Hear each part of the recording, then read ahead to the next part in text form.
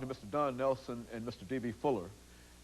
I think, Mr. Nelson, before we had our second break, we were talking about some of the activities with Mr. Fuller dealing with the 16th Annual Business Fair.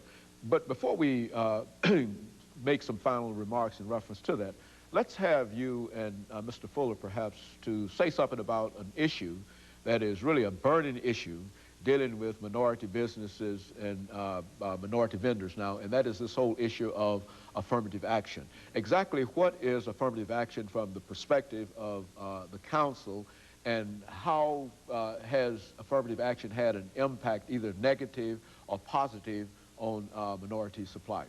Well, Dr. Haney, for us, affirmative action has been nothing but positive, because it's forced some corporations to come to the table that heretofore on their own would not come to the table. Over our membership of 74 corporation members, I would say about 1/3 are a direct member, not because we, the staff, made sales calls on them, but because they have a federal contract. And in that federal contract are stipulations that say you have to do so much with minority companies, small businesses, and women-owned companies.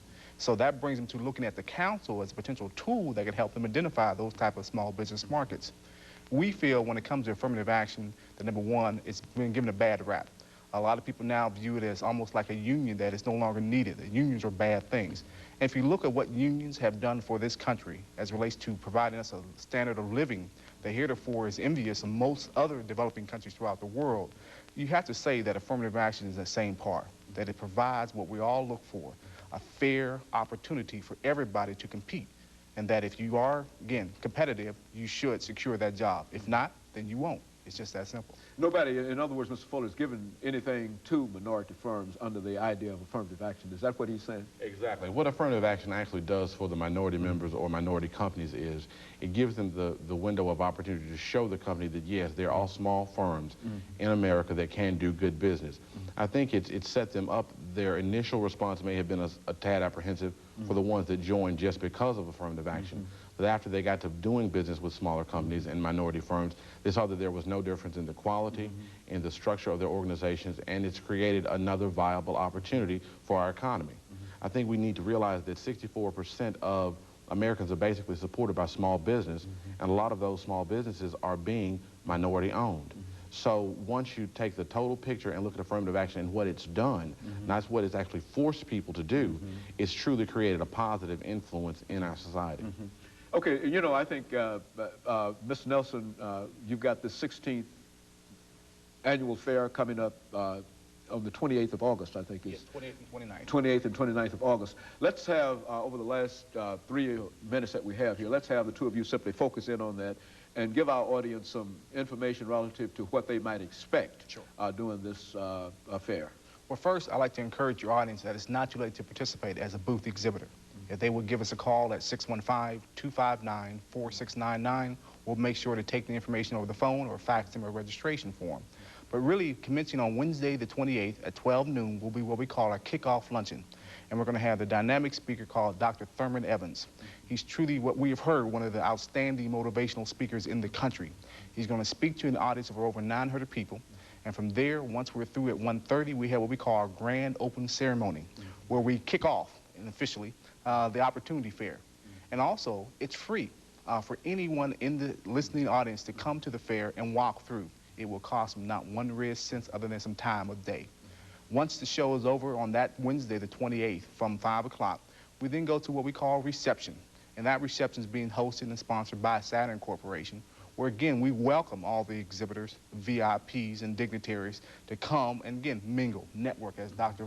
Fuller, DB Fuller, so mentioned earlier during his presentation. It's just that type of venue to allow, again, the flow of networking to take place so that our members, as well as those who are exhibiting, can make good contact. Very good. Mr. Fuller, the 16th annual fair, for those who might not have ever attended a fair, what impact do you think it would have for them if they are interested in entrepreneurship at all? What impact do you think it would have for them to participate, just to walk through, as Mr. Nelson indicated? Well, actually, what it would do is give them a feel as to what's out there as far as small business is concerned, as far as what corporate America is doing and what they're looking for. Again, Don said that anyone can come, it's free, it's open to the public. And even though a person may not own a small business, they may be thinking of starting one, this would be a definite avenue for them to come and see what's out there and what is available. People, I think, actually seeking jobs or looking to change their careers can come, and there will be representatives from corporate America as well as small business companies, and they can get a feel for what companies are looking for in general. So it could only be a positive experience for everyone, just as long as they take part, and as Don said, take a little time, come through, see what's there, and enjoy the 16th Annual Minority Opportunity Fair. Over this last minute, Mr. Nelson, as a final comment, it's called the 16th Annual Opportunity Fair. Do you think that there is opportunity there? No doubt about it. It's already been proven that it has, and there always will be. But the key is come with an open mind, a willingness to take a look at new potential suppliers, and you will find them there at the show, no question. And so this affair is scheduled for the Nashville Convention Center from August 28th from 1:30 until 5 o'clock that day. The exhibit shows will be open. Then we commence again on the Thursday, the 29th, from 8 to 5 again for the general public to walk through and make contact with the exhibitors. Very good. Mr. Nelson and Mr. Fuller, let me take these last few seconds that we have to thank both of you for coming by and giving us that excellent information dealing with minority enterprise and minority business this morning. And let me encourage you as a member of the audience to participate in this upcoming affair. And let me encourage you to tune in again next week for another informative edition of Comments. Thank you and good morning.